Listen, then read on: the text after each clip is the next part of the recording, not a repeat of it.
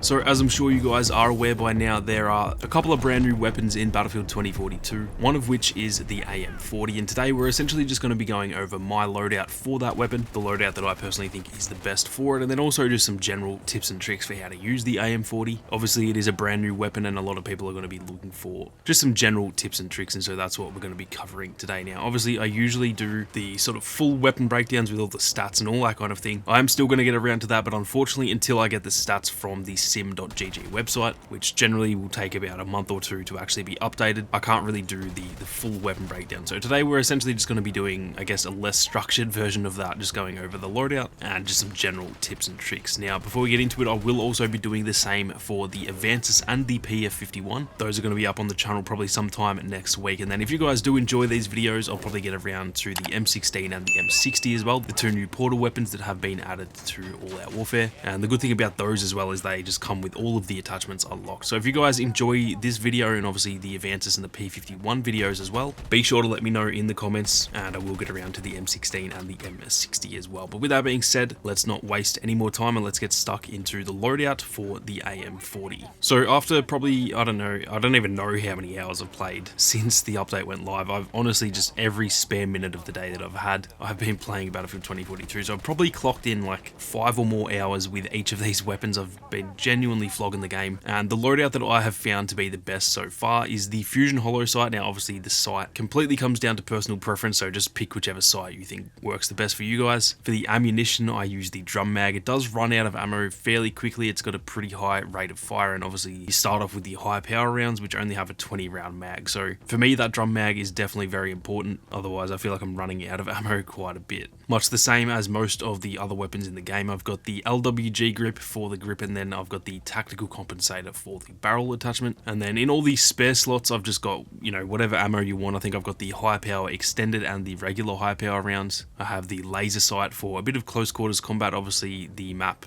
Stranded is very much close quarters, so the laser sight is actually pretty solid for that. And then on top of that, I've also brought along the wrapped suppressor and just whichever sight you guys want as your, I guess, backup sights or longer range sights as well. So that right there is exactly how I have this loadout set up for the AM40. This isn't just like based on one game. I've tried pretty much every attachment for a whole game, and from what I can tell so far, this is the loadout that, at least for me, works the best anyway. Now in terms of just general tips and tricks, what I would say is probably the most important tip is actually to just play solo when you unlock this weapon. I think it's unlocked at like level 10 in the battle pass, so I'm pretty sure most of you guys are going to have it almost instantly. And because the drum mag actually requires, I think, 360 kills to actually unlock that, it is a fair grind if you do that in multiplayer. So what I did is I actually just went into the solo mode and just killed a heap of bots to unlock the drum mag. Everything else is unlocked fairly early, but without the drum mag the weapon is actually a little bit hard to use at times. Obviously on a close quarters map, if you've only got 20 bullets, that can be a little bit of trouble. So the first tip is just to jump into the solo mode. What I will also say about that is I think currently, I don't know if it's bugged or if they actually did this with the intent of making people play multiplayer, but some of the attachments actually weren't unlocking when I was doing them in solo, and then I just had to go into multiplayer and play one game and they would all unlock. So they are tracking the kills. If you get, say, the 360 kills against those bots but it actually doesn't unlock, don't worry about that. Just head into multiplayer, play a game or two, and it will unlock. I'm not sure why that's happening. I'm fairly sure it's most likely a bug, but they may have actually done that to kind of force people to actually play a bit of multiplayer in order to unlock those attachments.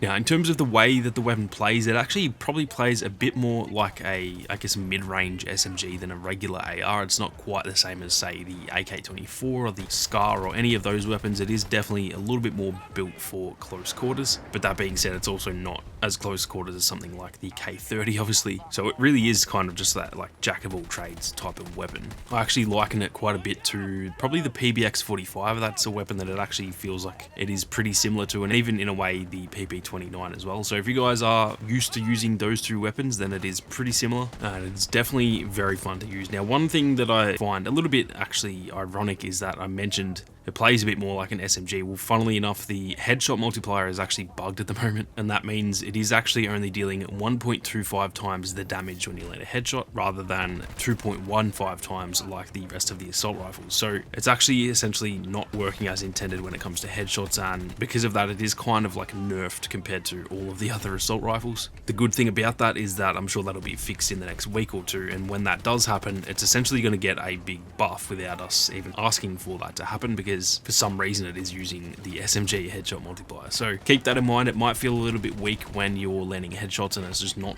dealing as much damage as you would hope. That is a known issue, and the devs are currently working on that. Now, one thing I'll say about the weapon is that it does actually have a little bit of recoil to it. It's not like crazy amount of recoil, but it's definitely not a laser when you compare it to, say, something like the M5A3. It does have a little bit of kick to it. So up close, that doesn't really matter. Obviously, it's a high rate of fire weapon, and up close recoil just does not matter at all. But when it comes to, you know, fighting at mid-range and even long range, definitely try and tap that trigger as much as you can. Even though I said it is, you know, a bit more like an SMG than an AR at times, it can still deal pretty solid damage if you are using the high power rounds. And so, like I said, it is a bit of a jack of all trades, and if you are shooting at that sort of mid to long range, then just definitely make sure you tap into the trigger, because otherwise you are going to miss a lot of shots. And because even the drum mag, I think, only has 40 rounds to it, so it's not the type of weapon that just has an abundance of ammo, and if you're spraying it at long range, you are going to run out of ammo very, very quickly. Now, the last little tip that I've got for this weapon is that the laser sight is actually a really solid attachment for it. I don't think I've actually got any gameplay with the laser sight, but as soon as I unlocked it, I actually went and tested it, and it is really, really solid in the sort of inside area of the ship. It turns it even more so into that sort of typical SMG style, where you can just run around in those really close quarters and just essentially spray it when you're running around a corner, because you don't have to ADS with that laser sight. So most assault rifles, you're